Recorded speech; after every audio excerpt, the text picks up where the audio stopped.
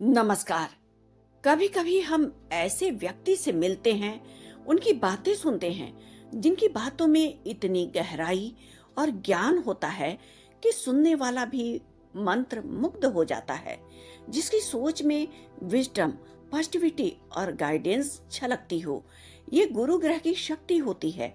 जब यही शक्ति अशुभ हो जाती है, तो व्यक्ति का जीवन कंफ्यूजन, गलत मार्गदर्शन और ज्ञानहीनता में डूब जाता है। ऐसे समय में उसका उद्धार करती हैं 10 महाविद्याओं की देवी माँ तारा, जो ज्ञान की अधिष्ठात्री देवी हैं और बृहस्पति की ऊर्जा की दिव्य शक्ति हैं। गुरु ग्रह को देवगुरु बृहस्पति कहा जाता है। यह धर्म, ज्ञान, शिक्षा, आध्यात्मिकता, पुत्र विवाह, गुरु शिष्य संबंध, नीति और दान के कारक हैं।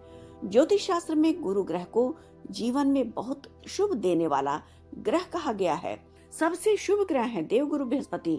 9 ग्रहों में आकाश तत्व का प्रतिनिधित्व करने वाले होते हैं। गुरु ग्रह जैसे आकाश सबको अपने आप में समेट लेता है, उसी तरह शुभ गुरु ग्रह अगर जन्म कुंडली में बैठे हो तो जीवन को विस्तार और गहराई देने वाले होते हैं, स्थिर स्वभाव देने वाले होते हैं। अशुभ गुरु ग्रह ज्ञान की हीनता देते हैं। व्यक्ति कुतर्की होता है, भ्रमित बुद्धि का होता है और दूसरों को भ्रमित करने वाला होता है। अधर्मी होता है, लेकिन खुद को धर्म युक्त बताता है।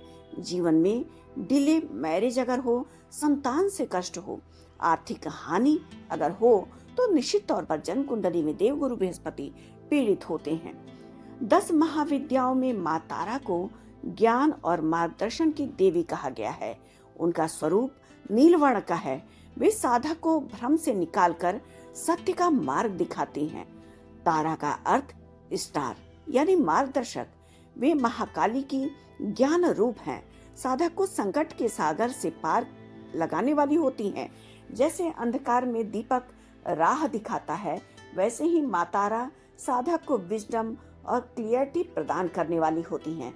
क्योंकि गुरु ग्रह जब जन्म कुंडली में अशुभ हो जाए तो जीवन में कंफ्यूजन और अज्ञानता छा जाता है।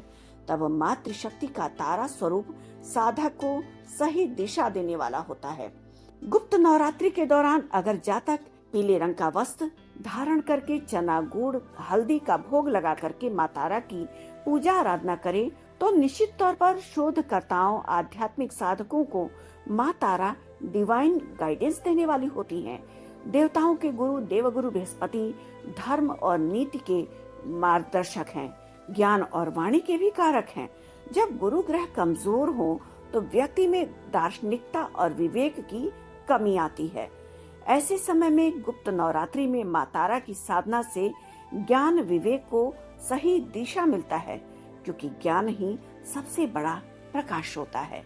इस वीडियो के माध्यम से हम गुप्त नवरात्रि में ये जानकारी प्राप्त कर रहे हैं कि 9 ग्रह जो हमारे इस पंच तत्व के देह से जुड़े हुए हैं, वो किस तरह से 10 महाविद्याओं की शुभ देवियों से जुड़े हुए हैं।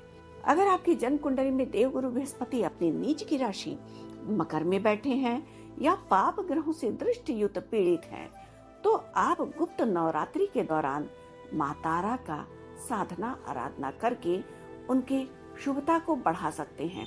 9 ग्रहों में अगर देवगुरु बृहस्पति जन्म कुंडली में पीड़ित हों, तो निश्चित तौर पर अज्ञानता की तरफ व्यक्ति को धकेलने वाले होते हैं। इस गुप्त नवरात्रि में माँ तारा का साधना पूजा आराधना करके पीड़ित देवगुरु बृहस्पति के शुभ प्रभावों को बली कर सकते हैं, दुष्प्रभावों को कम कर सकते हैं। उम्मीद है आपको हमारा ये वीडियो पसंद आया होगा। हमारे वीडियो को लाइक करना ना भूलें और हमारे चैनल को सब्सक्राइब करना बिल्कुल भी ना भूलें। धन्यवाद।